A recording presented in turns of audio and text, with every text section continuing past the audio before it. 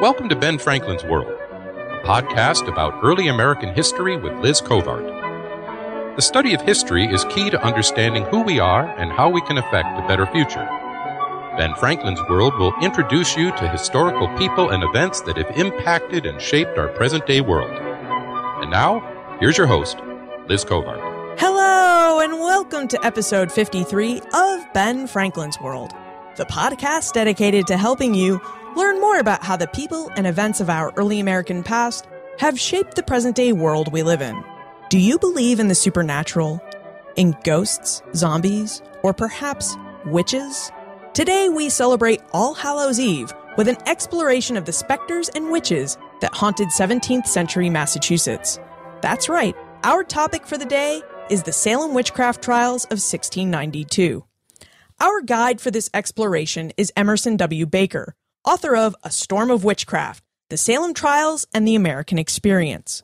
During our conversation, Tad sets the scene for the Salem Witchcraft Trials by telling us about what Massachusetts and Salem were like in 1692. He reveals information about the people involved in the Salem witch trials, and he discusses the aftermath of the trials and how the people of Salem worked to put the trials behind them. But before I scare you with our exploration of historic ghosts and witches, I have something I'd like to share with you. Over the past year, you have reached out via email and social media to find out how you could help support Ben Franklin's World. Today, I am pleased to announce that I have finally created a crowdfunding campaign, a campaign that I like to call the Ben Franklin's World movement. If you are interested in supporting the show, either financially or in other non-financial ways, please visit benfranklinsworld.com/movement. On the Ben Franklin's World movement webpage, you'll find a short, neat little video that provides a behind-the-scenes look at the show. You'll discover my plans for how I'd like to expand the show and details for how you can help support Ben Franklin's World.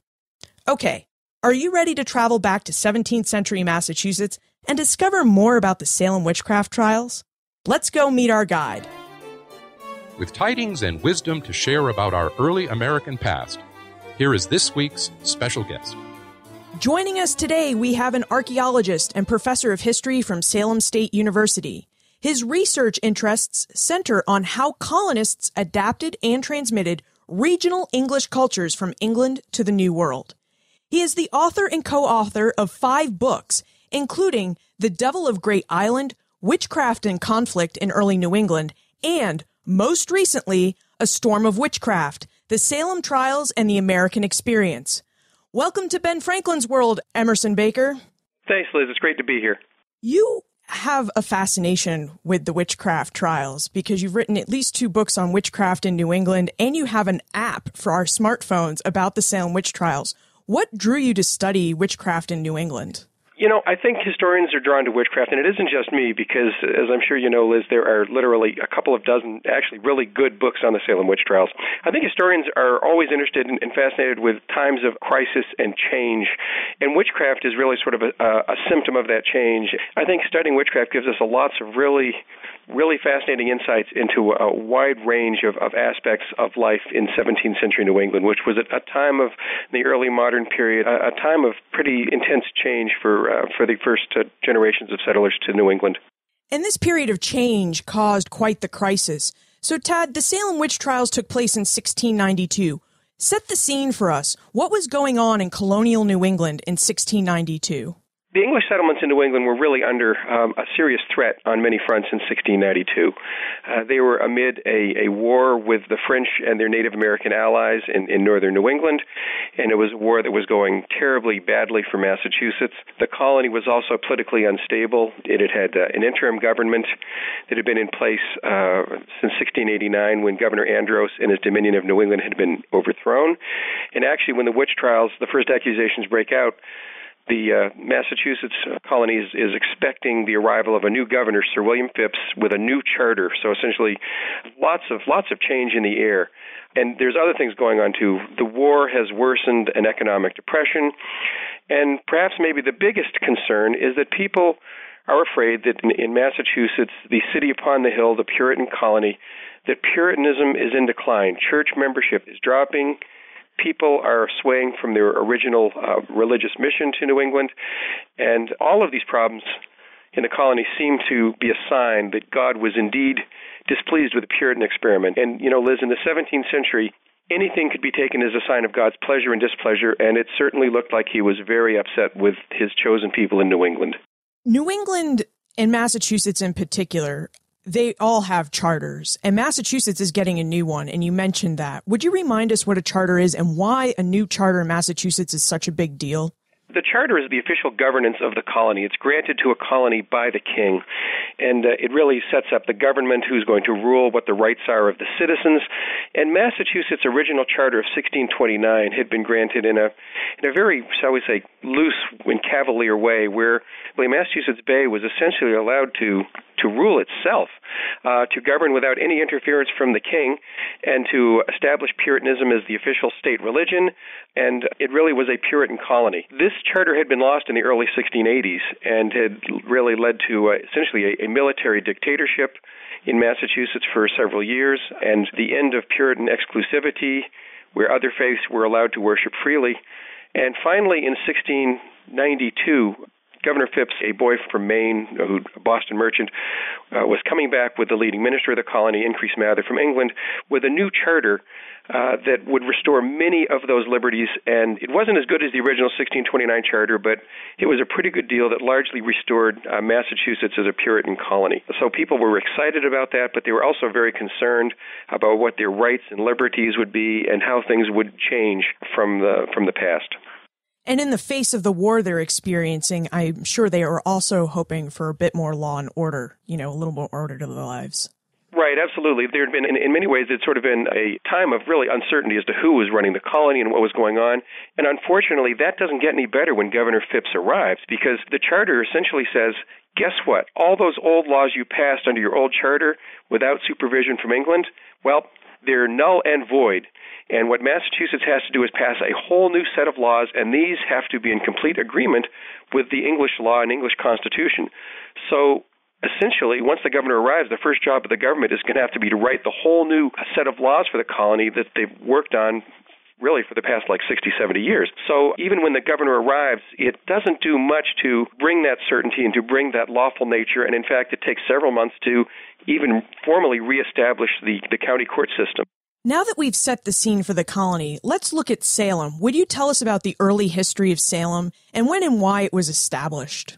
Very few people realize this, but Salem was first settled by English settlers in 1626. I should point out it's on a site that was occupied by Native Americans for thousands of years because it is a spectacular harbor and a great place to fish. And in fact, that's what first drew Native Americans and English there. It was actually called, in Native language, it was called Namkig, which means the fishing place. So Salem is actually the second oldest town in Massachusetts, second only to Plymouth, and the first settlement of the Massachusetts Bay Company. I think people always assume that's Boston, but it's not.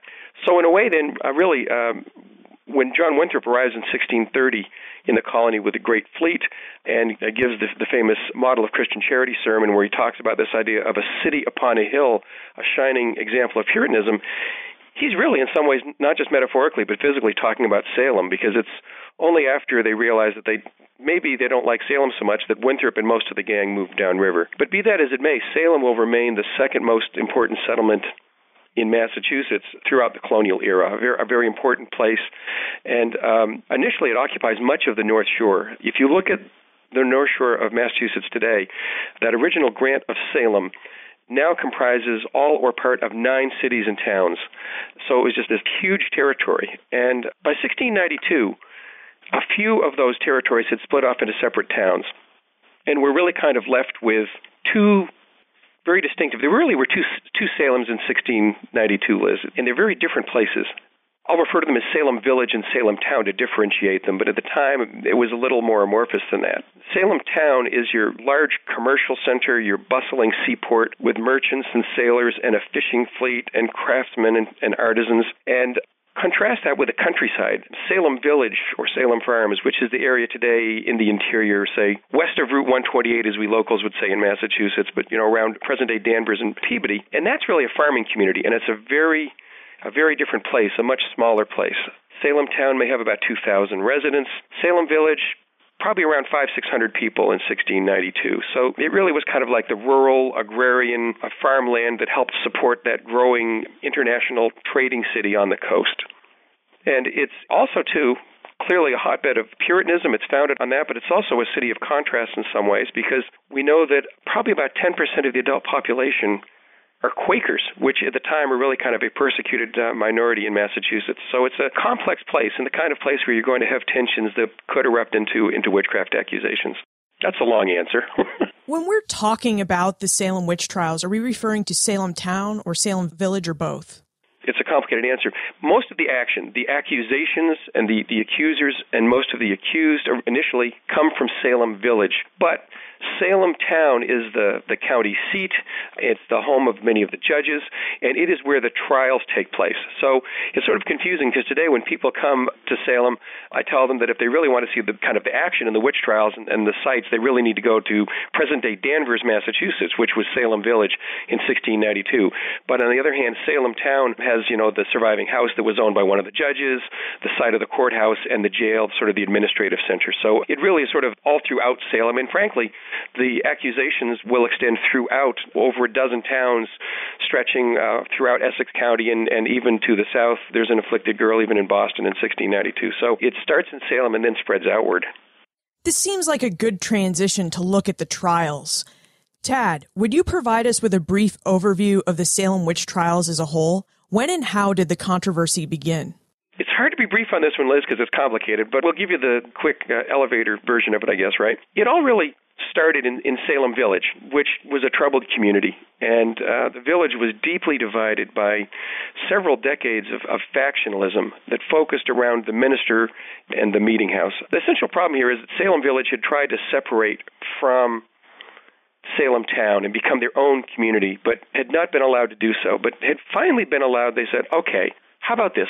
We'll let you hire a minister and build a meeting house to hold your religious services, but you still have to come here and serve in the militia and do, your civic obligations in Salem town. So it's kind of a half-formed community, and there's no, again, back to that lawlessness theme, there's no one really in charge in Salem Village. There's no real government. And in the course of 20 years, they actually go through 4 ministers. Samuel Parris, who's the minister in 1692, is the 4th minister in a fairly short time span, as you have sort of factions rise and fall, and people get unhappy with the minister and don't want to pay taxes. So it's just a lot of factional strife in the village. And in fact, in the fall of 1691, Samuel Parris's opposition gains control of the committee that pays his salary, and they refuse to pay his salary and to provide firewood for the parsonage in the home where he lives, in hopes that he'll just leave the town. Parris refuses to do this and really kind of digs in his heels, starts to preach sermons where he's talking about there's signs that Satan is present and that Satan is attacking Salem Village. And before long, Parris's niece and daughter, the niece who lives with him, show the first signs of bewitchment. And this is in January 1692, and by March, a doctor provides a formal diagnosis of witchcraft, and things very quickly escalate. The numbers of afflicted increase, accusations grow in Salem Village, they'll spread outwards. The formal trials will begin in June, with further sessions in July, in August, and September. Throughout the summer and fall, the accusations will spread, and before the trials had ended, there were actually even more people accused in neighboring Andover than in Salem. So I don't know why we don't call it the Andover trials. So the whole trials themselves took place over about a year, starting formally from in June of 1692 and lasting until 1693. So this is a long, drawn-out process that involves hundreds of people throughout much of the colony. Gives a whole new meaning to trial of the century. I mean, these are the trials of the 17th century. Absolutely. We have 156 people who had some sort of formal legal proceeding started against them that we know of. There are almost 1,000 documents that survive from the trials of 1692, so we know a lot about them. But frankly, we know that there are a lot more that don't exist, and we're pretty sure that some of them early on were probably deliberately destroyed because of some of the incriminating things that were in them. When I read A Storm of Witchcraft, it became obvious to me that there were 4 parties involved with these witch trials. You have the accusers are afflicted, the accused, the judges, and the public. Tad, would you tell us about who the accusers were and why they claimed to be victims of witchcraft? One of the reasons I wrote this book is because there's so many mistaken assumptions and facts that are just wrong about the Salem witch trials. And this is something, having taught at Salem State for over 20 years, you begin to realize. And one of those mistaken assumptions is who the afflicted were. There's traditionally this group called the Afflicted Girls, who were seen to be sort of at the heart of the controversy. But it's not that simple. Yes, the first afflicted, Betty Paris and her cousin Abigail Williams, are young girls, ages like 9 to 11. In the core group of accusers of 8 or 10 people, it's really a group of young women, mostly between the ages of about 18 and 20. There are also several older women, 30s and 40s, and even one described as an ancient woman. There's a young boy who actually, Liz, believe it or not, is the son of one of the judges, Judge Corwin. So how's that for conflict of interest? Yeah, and even Reverend Paris's Native American slave, John Indian. So that's a pretty diverse group. But of this group, all of them had one thing in common. They acted as if they were bewitched, and in particular, they claimed that specters, and by specters we mean spirits or ghosts of people, they claimed that the specters of people were afflicting them, which means that this ghost is causing you great pain and suffering, choking you, strangling you, hitting you, prodding you with a knife, and such things to cause you tremendous suffering. But of course, this is completely invisible to anybody except the afflicted. So this is a pretty rare thing, and is kind of, even in early modern witchcraft, and is sort of the hallmark of Salem. So that's one group, but that's just part of the puzzle, because in addition to this core group of 10 to 15 people, there are about 200 other folk who testified about what we'd consider more traditional acts of magic, things that you see outside of Salem. Death or illness of animals. My cow dried up and stopped producing milk, and that was after you cursed me. Preternatural knowledge. You know about events far away or things that there's no way you could have knowledge of. People who were supposedly transformed into animals or had animal familiars. So you can see it's a pretty large and diverse group, and as I like to point out throughout the book, you really can't isolate a single cause for the afflictions or the accusations. Now, having said that, if you look at the key accusers, at least, those afflicted girls and young women, they do have some things in common. Most of them, almost all of them initially at least, are from Salem Village and reflect those tensions we talked about in the community. And most of them live in households that are very much involved in this conflict over Reverend Paris's ministry. As to what's really wrong with them today, that's a book in its own right, but I think, again, it's a number of different things. Some of these people, particularly those young girls at first, are suffering from what we'd call today mass conversion disorder or mass psychogenic illness, which used to be called mass hysteria. Others were refugees from the frontier war who were suffering quite clearly from what we'd now consider to be post-traumatic stress disorder. And yes, there were clearly some faking, fraudulent behavior by some of these people to accuse people, and honestly, probably more than our modern-day society cares to admit, because we like to think the best about people, particularly about young people. So it's a pretty mixed bag, isn't it? It is. Were the accused also a mixed bag? I mean, who were the afflicted accusing of witchcraft? Oh, they are too. As you can imagine, if you have 156 formally accused, at least 16 more informally cried out upon, but with no charges. You can imagine it's going to be a wide-ranging group. But I should start off by saying that witchcraft really throughout time, and it really is kind of a timeless crime that pretty much every society and every culture has some version of. It's predominantly a female crime. Universally, about 75% of the people accused are women. And usually many of the men accused are those who were relatives of those women or their defenders. And in fact, witchcraft is believed to be passed on through a family. And that pattern pretty much holds for Salem. So, again, most of the accused are women. Witchcraft normally, aside from Salem, is considered what we might call a working class crime, right? Round up the usual suspects. The poor, the scandalized, the outcasts are accused. And essentially, it's part of a process, again, that it's still an issue today of scapegoating, of isolating people, seeing them as the cause of your problems because they're different from you in some way. And that's how it started in Salem Village. That really is. You really start off with the usual suspects. But where Salem differs and why Salem becomes so big is because quite quickly, the people accused, the profile will change. It'll go, not only will it sort of grow outward from Salem, but it'll also go up the social ladder. so that very respectable people are accused, like Rebecca Nurse, who's a devout Puritan woman, a grandmother, beloved by everybody, yet she's accused of witchcraft. And eventually all the way to the top of that ladder, where Lady Mary Phipps, the wife of Governor Phipps, is informally cried out upon. And so too is her friend, Maria Cotton Mather, the daughter of the prominent minister John Cotton, the wife of Increase Mather, the leading minister of the colony, and also the mother of Cotton Mather, who's another prominent minister. It's all told. And this is something that people didn't realize, and I really dug into this, and especially looking at the informal accusations where people weren't charged. There were 5 ministers and 4 ministers' wives who were accused in 1692, and almost a third of the people accused were family members in some way of ministers. Others were actually members of the general court, the legislature of the colony. So the wealthiest merchant in Salem, Philip English, was accused. So I see these accusations and the pattern as sort of a symptom of the problems of the colony, where people were scared and angry. And they believed, I think, that their governors and their minister had let them down. And I'm not saying that they did this necessarily in a deliberative way, like, I hate the governor, I'm going to accuse him of witchcraft. But when people get really upset, their minds play tricks on them, and especially in 1692, we know witches are real. Absolutely. Everybody, even the learned ministers and university professors, know witches are real. And if you have that kind of atmosphere, it's not a stretch to start accusing people when things go wrong. So that's part of it. But also, too, if you look who the afflicted were, there's some interesting groups of people, and I think it sort of ties into who they accused. A lot of these afflicted girls and young women were household servants, and who were accusing their masters. And I strongly suspect, but will never be able to prove based on the evidence, that they're suffering from at the least verbal and probably physical abuse, and even just possibly, maybe even sexual abuse. And I can give you some examples of that if you want. Sure, give us an example.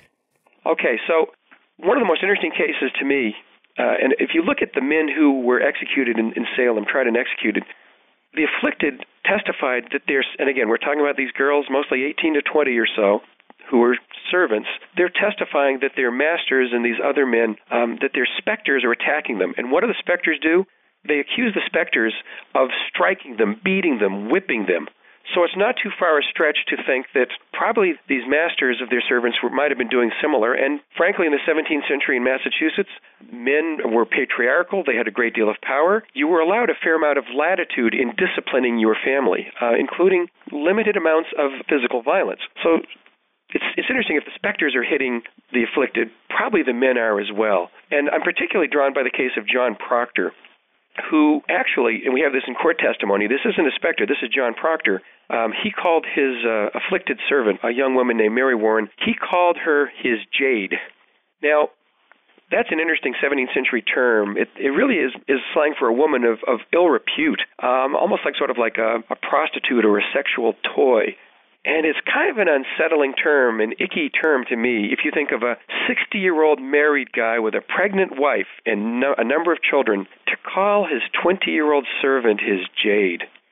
And what's even more unsettling, Liz, is Warren, when she testifies about Proctor and his specter, not only is he beating her, but at one point she says, John Proctor's specter approached me, and I grabbed him. I was sitting in a chair, and I grabbed his specter and pulled him down into my lap. Makes you think, doesn't it? Yeah, there's certainly a lot of innuendo there. And again, it's the smoking gun. The intrigue and the beauty of studying the 17th century is, we don't have the thousands of pages of court records that we have today, or, things like the Watergate hearings where every word is written down and preserved. So we have to try to, draw on what we have, but it really sort of suggests that in some cases, at least, there's some sinister things going on there. And most of the men who were convicted of witchcraft had similar sorts of complaints of some kind of domestic violence against them. George Burroughs being a good example of this as well, too, a really kind of secretive, controlling husband who actually, the afflicted girls say that they see the ghosts of his 2 wives who died, accusing him of murdering them. So there's some issues there going on, I think, that are being brought to light through the afflictions that, we'll never know for sure, but very interesting stuff. What was it like for John Proctor and George Burroughs and the other accused to stand trial, and who were the judges at these trials? Well, I don't want you to think that these were kangaroo courts. This was an English justice system, and it had many of the rights and freedoms and processes that we enjoy today. There is evidence presented. We have grand juries. We have trial by jury. But there are some significant differences. Lawyers were actually outlawed in Massachusetts at this time, so there were no real lawyers in court. In particular, no defense attorneys. But instead what you have in this case is a 9-member panel of judges. It was known formally as the Court of Oyer and Terminer, and they're there in theory to seek the truth. They operate as prosecutor and defense attorney, and they're there to protect the innocent, but also to punish the guilty. And usually this system worked. There had only been one witchcraft execution in Massachusetts in about the past 40 years, despite quite a few trials, and usually the judges were able to, get to the truth and make it clear that people were not actually witches, or more to the point, that you could never really prove someone was a witch, because it's a very hard thing to do. But in 1692, as we can see by the deaths of, in the end, of 25 people, 19 executed, 1 pressed to death, 5 died in prison, something went terribly wrong. And to me, there are lots of factors involved, hence a storm of witchcraft. It takes many things going wrong to create this perfect storm of tragedy in the largest witchcraft outbreak in American history. But I say there are 2 key factors. One is this acceptance by the court of spectral evidence, where it is really sort of questionable testimony at the time. And, it's not for reasons that you and I would think, Liz, as to why it's questionable. Today would say, well, of course, this is crazy, right? But again, in 1692, everyone believed in witches. Witches are empowered by Satan. Satan is created by God. So if you doubt the existence of witches, are you doubting the existence of God? No. So witches are very real and they have powers. But the question is, can the devil or witches use the image, the specter of a good person, a blameless soul, a good Christian, to harm people? And many people believe they couldn't. And if that's the case, if John Proctor's specter is attacking poor Mary Warren, it must be because John Proctor is allowing it to happen, and that makes him a witch. So this is the sort of the problematic evidence that eventually will be thrown out and will bring the trials to their ends. But before that, it is the key factor in leading to every single charge in 1692 against someone for witchcraft is based on spectral evidence. Other evidence will be used in the court, but everyone is initially accused on that. So that's the big difference.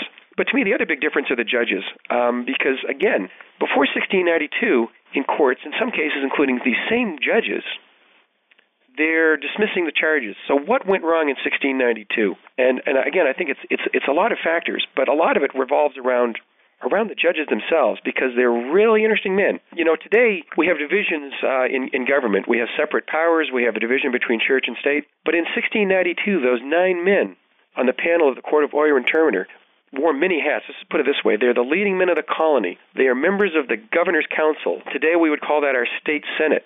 But also, in that role then, they're also, imagine this, they're also your judges for the county courts and for the Supreme Court of the state. How do they get those jobs? Well, in some ways, things may not have changed that much in 300 years, because they're the wealthiest men in the colony, the wealthy merchants who were appointed to high office because of their prominence and wealth. By the way, Liz, these fellows had suffered serious losses in the ongoing war, had sawmills destroyed in Maine, and had really suffered today millions of dollars worth of losses in property. But at the same time, too, these guys who are the government and the legal system are also the militia officers. One of the judges, Waite Winthrop, is also the commander-in-chief of the Massachusetts Army that's losing the war. And most of the judges are militia officers, majors, captains, and colonels. So they're also responsible for this failed war effort. But I don't want you to get the idea that even though there are no lawyers in the group, these are well-educated men. 5 of them attended Harvard, yet none of them are ministers, which is what most people went to Harvard to do in the 17th century, right, to become a Puritan minister. So these sort of share class interests and ways of looking at things. But most importantly, I did the genealogical study of these fellows and found out that 6 of them are essentially brother-in-laws related through a series of marriages. So not only do they share the same class interests, but the exact same family interests. And based on everything that's going wrong in the colony, I think they see the events of 1692 as Satan being loose in the colony, and that's a predetermined fact. And it's really amazing. If you see the first day, the first pretrial hearings with the first accused, the questions start of poor Sarah Good, a somewhat poor and somewhat deranged woman. They say, Sarah Good, why do you afflict these children? How long have you been in league with Satan? And how are you doing this, right? I mean, they might as well just ask, and when did you stop beating your husband? There's no question that they know that Satan is loose and we have witches here, and our job is to round them up and convict them and return Salem and Massachusetts back to normal. And it is our job, even though we're not the ministers that we might have thought we were going to be when we went to Harvard, our job now as judges was all part of God's plan, because now it's the judges of Massachusetts who are going to save the colony, who are going to save the city upon the hill. This is not a job for ministers. This is a job for the government. So it's a fascinating group, and I have to say, I think where my books, people say, is maybe somewhat different than others in the past, is I spend a lot of time looking at the politics of the trials, because it seemed to me, you can have as many people accuse neighbors of witchcraft, or as many grand juries provide evidence against people, have people go through formal legal proceedings. It takes judges to accept jury verdicts of guilty. It takes judges to sign the death warrant. And in 1692, they were more than willing to do that. And that, to me, is the ultimate tragedy of 1692. Tad, did I hear you correctly? There were 25 people executed for witchcraft? There were 19 executed, 1 pressed to death, and 5 died in prison either after conviction or before trial. So in all, 25 people died directly as a result of the Salem Trials. Yeah, that's a real tragedy. You have 25 dead people from Massachusetts. Over 150 people have been accused. You have 9 judges who are looking for some reason to explain their financial and wartime losses. And this is the scene that Governor William Phips enters into in October 1692 when he's starting to look for an end to these trials. And one of the measures that Phips took to end the trials was to ban the publication of discourses or pamphlets about the trial. And in A Storm of Witchcraft, Tad notes that Phips's actions to curb free speech serves as, quote, the first large-scale government cover-up in American history, end quote. Tad, I think we need to explore this a bit. Would you help us understand why Phips looked to ban the publications and how his action constitutes the first large-scale government cover-up? Sure. Here's the problem. Phips is the new governor of a new charter and a new government, and it's a fragile thing, and this is the last hope to save that Puritan experiment, right? But at this stage, by the fall of 1692, everyone realizes that at least 1 or 2 innocent lives have been lost. But the government can't admit to that. If they do, the king will bring the government to an end. And God help us, we could have Edmund Andros and the Dominion of New England and government dictatorship in the end of Puritanism. So Phips and Increase Mather cannot let the government fall. They cannot really allow people to write books saying what really happened. So what do? Governor Phips gets Increase Mather's son, Cotton, the brilliant young minister, to write essentially a shameless defense of the trials. It's a bit of intellectual legerdemain. He only looks at a very select pieces of the evidence to essentially say, look, yes, spectral evidence were used, but if you look at the people who were convicted, there's other evidence used against them, and essentially the government did the right thing, the judges did the right thing. Phipps takes this book, writes a letter to the king in England and the Crown's council and says, okay, well, we've had this little problem with witchcraft, but here, as you can read by the eminent Cotton Mather's book, everything went according to plan. But, I've also issued a publication ban because we really don't need any more discourse on this because we have the right answer, right? We have the truth. And of course they didn't, because Phips knew that other people were preparing to write books, including even Increase Mather and other folks. And those books were somewhat critical of the government and were willing to sort of open the possibility that the government had erred. Phips couldn't allow that to happen because it would destroy the government. And it's a publication ban that actually lasts 3 years and stops people from essentially writing anything, and to a large degree, I think, probably even talking about the Salem witch trials. There was such a pall hung over the colony. So it really is the first thing that I know of where the government really tried to largely hide its actions, and to do so, though, in some ways for what they consider to be a very honorable reason to protect that Puritan experiment, because to admit the lie and really to confess the sin of innocent death, which Puritans would have wanted to do, if they were to do that, then it would bring down the government, which would have been the bigger sin. The Salem witch trials come to an end, largely because of Governor Phipps's actions. What was it like for these communities where neighbor accused neighbor and divisions are sown within the community to try and heal after the witch trials? Yeah, I spent about the last third of my book after 1692, because to me that's when the story gets interesting. That's when the Salem witch trials, I think, really kind of become a turning point in American history. And you can see this in Salem Village and surrounding communities, where it really took several generations for the communities to heal. Many people left Salem as soon as possible and spread out to other communities. Particularly many of the victims and their families are surviving victims, and the families of victims left and moved to new communities. In other cases, people, you can imagine the tension when you have witchcraft accusing family and victim's family sitting on the same bench in the Salem Village meeting house. I studied this as best I could to try to get at some of these things, and I actually came up with a fascinating pattern of what I refer to as healing marriages, where, and in some cases, more than 100 years later, you had marriages between grandchildren of accusers and accused, trying to heal those long-standing breaches between families. And I mean, so it seems fairly clear that, that again, for a generation or two, times were very tense, and we know actually that families of the victims were actually petitioning the Massachusetts General Court for redress of grievances, for pardons for deceased loved ones or survivors as late as the 1740s. More than 50 years after the trials, Liz, the Massachusetts General Court is still regularly debating this and wondering how they can make amends. And clearly, these conversations had to have been going on in Salem Village. So it wasn't like, okay, the witch trials are officially over, let's all get back to normal. It just didn't happen that way. This was a long healing process, and frankly, a process where it's still a healing process going on in Salem and Danvers to this very day. Speaking of today, since we are so close to Halloween, it's just a few days away. I mean, Salem is a destination for Halloween tourism. Is being Witch City part of its healing process, or is that something completely different? It's really, it's some of both. It took Salem 300 years to the tercentenary to finally be willing to put up a memorial to the victims. They tried repeatedly in the 19th century and even as recently as the 1920s, and the wound was still too raw. There were still too many people who took offense at the idea of an apology. So I think the corner finally turned in the 1970s and 1980s, but it's turned in a very strange way because, as you note, Salem is a post-industrial city that makes a large amount of its revenue and its economy these days based on tourism. It's an amazing city, and people should come for the great architecture and the history and the Peabody Essex Museum and all kinds of amazing things.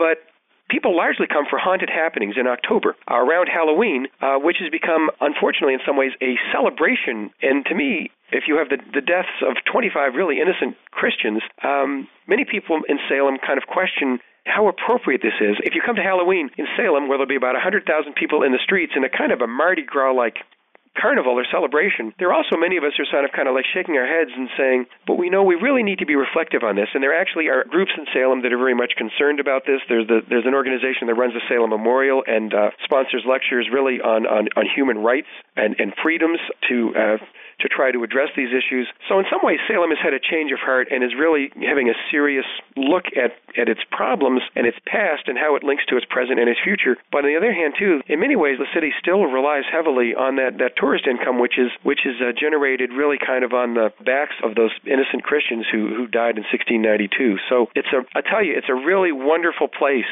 to be a historian and to study this time period and to sort of see it still played out and still very much play a role today, where I think Salem has become a place where many people move there deliberately. There's a modern-day population of witches known as, they call themselves Wiccans or pagans, and they feel very welcome in Salem because they know that it's a place where people, based on its history, don't want to judge other people, right? Where people are allowed to be themselves and to be open about themselves. So in that sense, it's a very open and embracing community. Yet every October we have haunted happenings. So it's an interesting dichotomy. I can tell from the way you talk about it and from reading your book that the memory of the Salem witch trials fascinates you almost as much as the witch trials. And I think this is actually a perfect transition for the time warp. This is a fun segment of this show where we ask you a hypothetical history question about what might have happened if something had occurred differently or if someone had acted differently.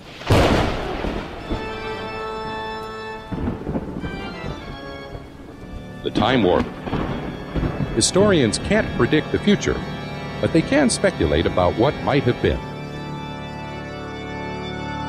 So along this counterfactual memory line here, Tad, in your opinion, what might have happened if Sir William Phipps and Cotton Mather hadn't worked to end the witch trials?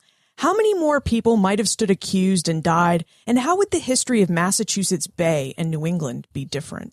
In the fall of 1692, there were still many people who wanted the trials to continue. The accusations continued. Some figures are as high as there may have been as many as 300 people accused at that time informally. The Chief Justice of the Court, William Stoughton, was outraged that Phipps ended the trials. So I think if Phipps and the Mathers hadn't really sort of stepped forward, that it really could have spiraled and had a very nasty turn because people were afraid to speak out. But eventually, I think you could have had hundreds of lives lost. And this happened, we know, in the 1650s in East Anglia, in England, there was an outbreak where, well over 100 people were executed. So thank God Phipps did, because I think it would have, you may have had hundreds of people accused. And if the government hadn't stepped forward and finally done something, at some point I suspect there may have been some kind of revolt or revolution led by those people who were willing to stand up to what they saw as a clear injustice.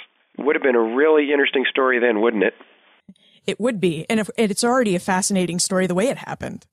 Absolutely. Dad, your last two books have been on witchcraft in New England. You have an app that we can download for our smartphones that will show us witch history here in Massachusetts.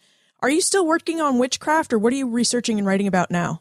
I'm taking a short break. I'm actually starting to do some work on recreating 16th and 17th century historic beer recipes with a local microbrewery, Earth Eagle Brewings in Portsmouth, New Hampshire. So I may write a small publication on recreating colonial recipes for beers and what it's actually like, where you can come into a modern-day brewery and try them. But my more serious, more scholarly project is to try to write a history of early New England, or in early New Englanders, as viewed through their material culture. As an archaeologist, I've excavated many sites, and it's a project I've been working on for a long time. But I think we can learn a lot about people, not just through things like witchcraft, but also through studying the ceramics they ate off of, the tobacco pipes they smoked out of, the furniture they had, the portraits and things like that. So that's the next book, and I guess my goal is going to be to have it out by 2020 in time for the 400th anniversary of the Mayflower, of course. Well, that's a fantastic goal. I hope you make it. And please, don't downplay the importance of historic beer. It sounds like a fascinating project. I would never do that, Liz. Don't worry. Well, you'll have to, if you come up to meet me in Portsmouth sometime, and we can talk about it over historic ale. That sounds like a perfect afternoon. Where's the best place to look for more information about you, your work, and how we can get in contact with you if we still have more witchcraft questions? Best place to get me, I have a lot of information up at my website at Salem State University. I mean, it's one of these long email addresses. The best way to just get in touch, if you just Google Emerson Baker and Salem State University, it should direct you to my homepage where you have information on my publications, my email address, and a lot of information about the witch trials, and also all sorts of information about my archaeology excavations on 17th century sites and illustrations of objects and stuff like that. So that's the best best starting point to get in touch, and I'd be happy to answer questions. And you tweet too, right? Absolutely. Tweet at Emerson W. Baker for tweets, and also on Facebook as well. So widely available in all kinds of media formats to answer your pressing concerns about witchcraft. I do actually have daily tweets on the events of 1692, so feel free to follow at Emerson W. Baker. Dad, happy Halloween, and thank you so much for sharing the story of the Salem witchcraft trials with us. Thanks, Liz. Happy hauntings to you, too. I don't know about you, but I really wish we knew for certain what sparked the witchcraft hysteria that gripped Salem and Massachusetts in 1692.